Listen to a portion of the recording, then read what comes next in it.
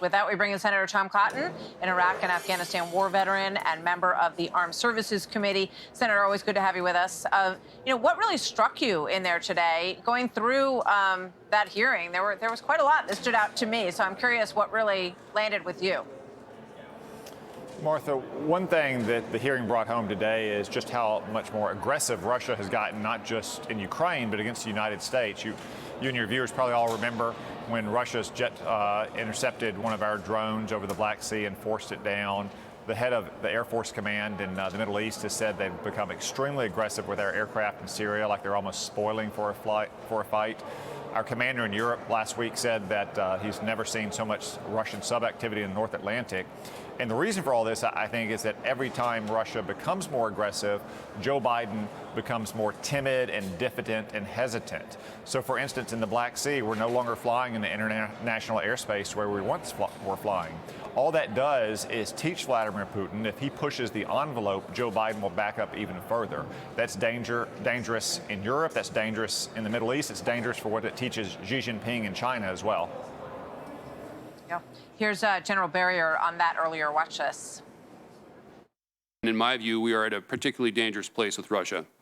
Putin is not seeking an off-ramp, and Moscow has asserted publicly that it remains committed to achieving its objectives in Ukraine through military force.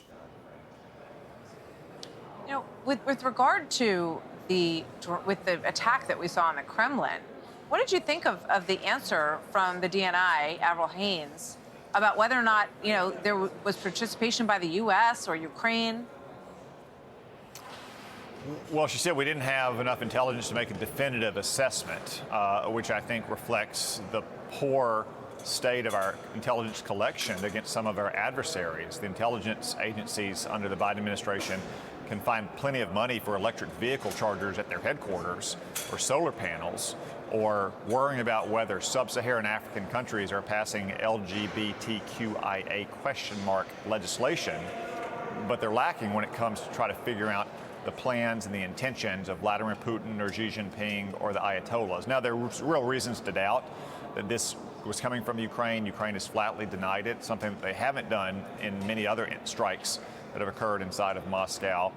Vladimir Putin is widely known not to spend the night at the Kremlin very often. Those drones could not have damaged the Kremlin severely. So I don't think we should take Russia's claims at face value, but the fact that we couldn't definitively rule it out from the beginning this morning, I think reflects on the poor state of intelligence collection that we've seen in the Biden administration against our enemies.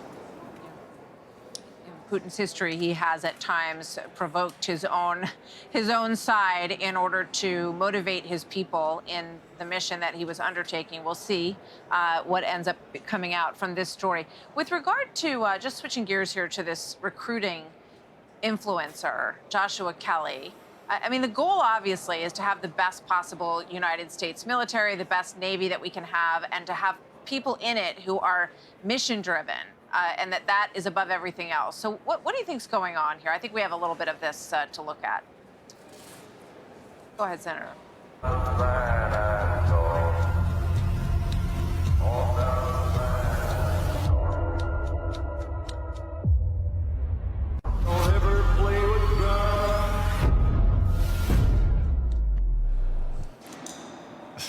So, Martha, the Navy... Senator, you served in Iraq and Afghanistan. What do you think's going on here?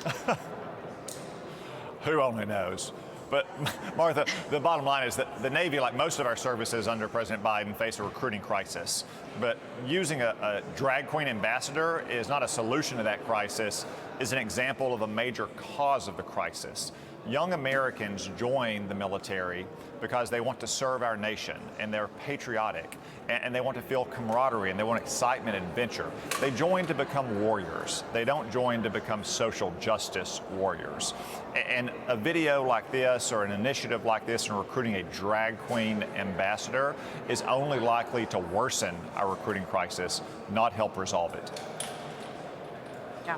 Well, you can only imagine what they think in Russia and China when they look at these recruiting videos for the U.S. Navy. And the mission, obviously, I don't have to tell you, sir, but is always to sort of leave your individuality kind of behind and become part of a cohesive team. So that's what we're talking about here. Thank you, Senator. Always good to see you. Thank you.